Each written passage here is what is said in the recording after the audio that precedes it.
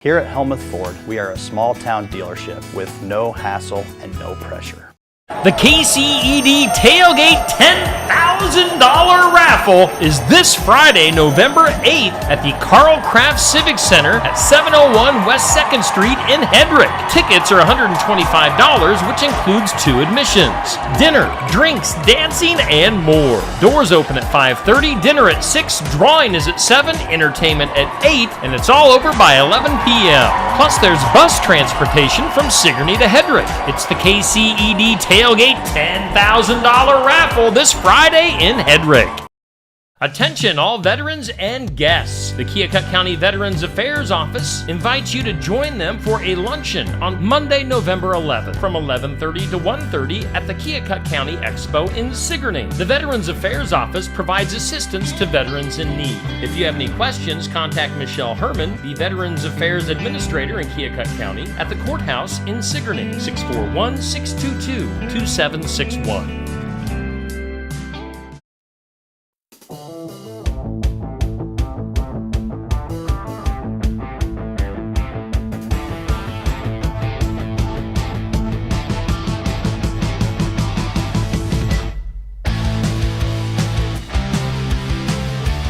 And a good day to you. Good day to you, fine sir. Good day to you, fine sir.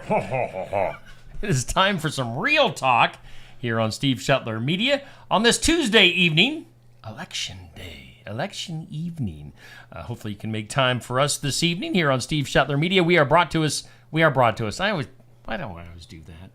We are brought to us. We are brought to you? Maybe because we're the only people watching our own show. We're brought to you. Except for your mom, Steve. Yes, hi, Mom. We're brought to everybody, including us, by New Life Fellowship. Why do I say that? New Life Community Church. Aaron, this is a rough start. Oh, boy. Well, we've been Where out of... are we at? Who are you? Why am I here? New Life Community Church in Wellman. He's the pastor there. We're a little rusty. We haven't been together for about 3 weeks. I know. So yeah. we're out of the pattern. A lot of stuff has happened since then. I traveled internationally. Yes. Oh. A man of the world. Yes, the international man of mystery. Went to visit some missionary friends and some churches down in Belize. Nice. And last day that we were there, we went on a hike up a mountain to Antelope Falls, with an emphasis on falls. So I fell down twice on the mountain, and first time banged my elbow really hard, and the other time wrenched my knee. So kind of hobbling around.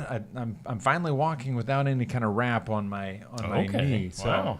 That swelled up. I wouldn't say like the size of a cantaloupe, but bigger than a softball. Like I couldn't see the kneecap anymore. Really? So wow. Yeah. Were you afraid to go to like an international hospital? Well, the crazy and actually really nice thing is it really didn't blow up until I got home. Okay. So, which was really good because the airline changed gates on us in Atlanta for our connecting flight, and all of a sudden it was time to load, and we were like, wait, this plane's going to Toronto. Where's our plane? And it was we were on E, and our plane was loading over on B, so we hoofed it through the Atlanta airport, which is not a small place. Yeah. I just want to go on the record saying God bless the Cedar Rapids airport, because a lot easier to get around. It's a lot easier to get around Cedar Rapids, yeah. And flights out of Cedar Rapids are cheap right now, so check it out, folks. But we didn't come here to talk about travel. We came here to talk about joy. Joy to the world. Oh, I was hoping I would get you to sing that. Yep. And that's a Christmas song, but Christmas is not that far away. It is. I mean, finish celebrating the election before you move on to Christmas. And thank you for joining us on election evening. You were probably glued and having so much fun watching your television, watching those incomplete results come in. Yes. But thank you for taking a break from the tension to come be with us. But seriously, joy to the world, and I wanna get ahead of the curve on Christmas this year. Okay. Which is I'm not like one of those Christmas nerds that puts up their Christmas tree in October. And We were discussing doing that in the Shetler house this past weekend. We didn't do it, but we were discussing you were talking the about possibilities. it. When do you usually put up your Christmas stuff? I mean, it'll be November sometime. Just our work schedules are pretty crazy. So, I mean, if we have an opportunity to... Stacy goes all out with the decorating. So, if we have a weekend or some time to do it, we do it. Okay. And is that more like... I imagine that's driven by Stacy and that you kind of play the good husband and haul the stuff out. The good husband might be a little grumpy husband at that time. Like, I think I made a Facebook post a few years ago saying, my wife wanted to put up, 8,253,000 Christmas lights. I didn't want to, but we had 8,250,000 Christmas lights up anyway. And so. Yeah. But Stacy is just one of those people with an eye for decorations and what looks nice. And no one in my house has that gift. So we're kind of like, oh, it's December 9th. Maybe we ought to throw the tree up. Put some tinsel. But what we're really aiming for in our discussion of Christmas this year is joy.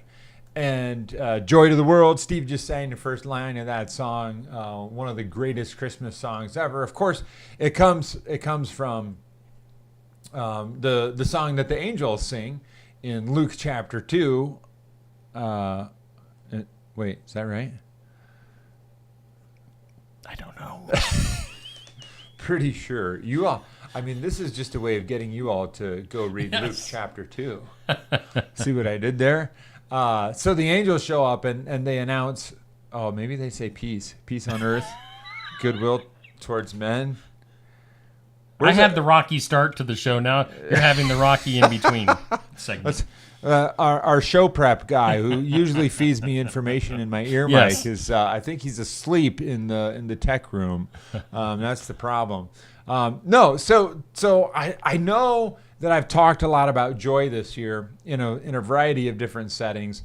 I keep talking about it at church because it's so important. And we want to start off with a good, solid definition of joy, because most of the time I think most of us think of joy as being like happy plus. Mm-hmm. Like, I was happy, but then something else happened, and so I had joy. Or, happiness is... It's like next level happy. Yeah, next level happy. But a more specific and I think more helpful definition is that joy is the emotional response that we have to being with people who are glad to be with us. So when we know that someone is happy to see us, that they love us, that they care about us, then when we're with that person, we feel joy. And so the amazing and beautiful thing about joy is that you can experience it even when you're unhappy. Okay. Like, say for example, and even our pets, because we got a cat running around the studio here. Cat. What's the cat's name, Steve? Poopy. Oh, who named the cat Poopy? Me. Oh. Poopy brings me joy. Yeah, because your cat or your dog is always happy to be with you. If you've got a good cat, the cats in my house probably would be just as happy. An extra one outside. Two is enough. I don't think they would care if I died. Actually, I think they would try to eat me if I did. They'd be like, snack time. A little messy, but... Better than the kibble. A little tastier. Oh, my goodness. You never know what you're getting on Real Talk with Aaron and Steve. Okay. Back to joy. So if joy is the emotional response we have to being in the presence of people who love us and care about us and are happy to see us, then we can have joy even when we're unhappy. And that explains why, like, if you're at a funeral of a loved one, that people are really grateful to come and celebrate that person's life. Even in the midst of all the loss and pain and grief, you also feel joy because you're with people who are glad to be together to think about your loved one's life. Mm-hmm. And so sometimes at funerals you see, people are crying one minute and laughing the next, and how could this be? Because joy is not happiness. So you're unhappy at the funeral, but you're also filled with joy. So super important to have joy as a foundation in our relationships.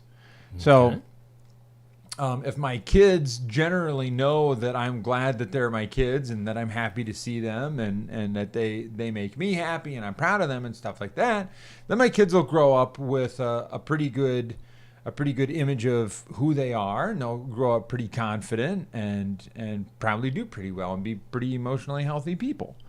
If my kids grow up thinking that I'm always angry at them or displeased with them, and that I really kind of wish that they would just shut up and go to the basement, then my kids will love me and they'll bond to me and they'll know I'm their dad and they'll think I'm important, but it's going to be a really different kind of foundation for their development. So that said, we can cultivate joy. And that's why I want to lay this foundation as we go into the holiday season, because just because there's decorations and turkey and cranberry sauce and pumpkin pie doesn't mean that everybody that you meet is happy. Mm-hmm. There's a million reasons to be unhappy in December, just like there's a million reasons to be unhappy in August or March. So are we individually and as churches and families, are we laying a foundation of joy? So couple of thoughts. We got to brainstorm here. I didn't brainstorm very well beforehand, so we're just flying by the seat of our pants in the studio. Steve, what is something that people do that makes you think that they're happy to see you and be with you? Smile, give a hug, Smiles, handshake, hugs, yeah. Handshake, a little socially appropriate physical affection. Yeah. Sometimes you got to be a little careful with hugs because not everybody's a hugger. Side hug. Side hug. Fist bump. Side hug. Fist bumps. Yeah, those are some less threatening ways. They give me money. When they like and subscribe to my Facebook channel. Exactly. I can't remember. Have you guys watched Ted Lasso?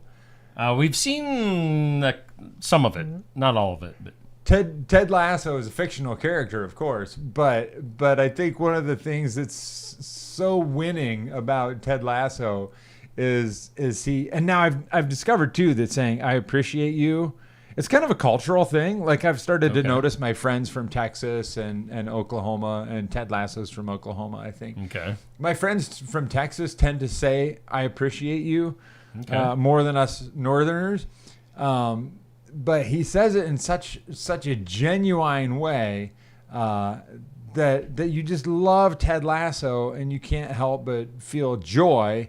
And it's a pretty great show because you see the transformation as Ted Lasso spreads joy in his environment. People who really kind of hate each other and are bitter and antagonistic, they start to change.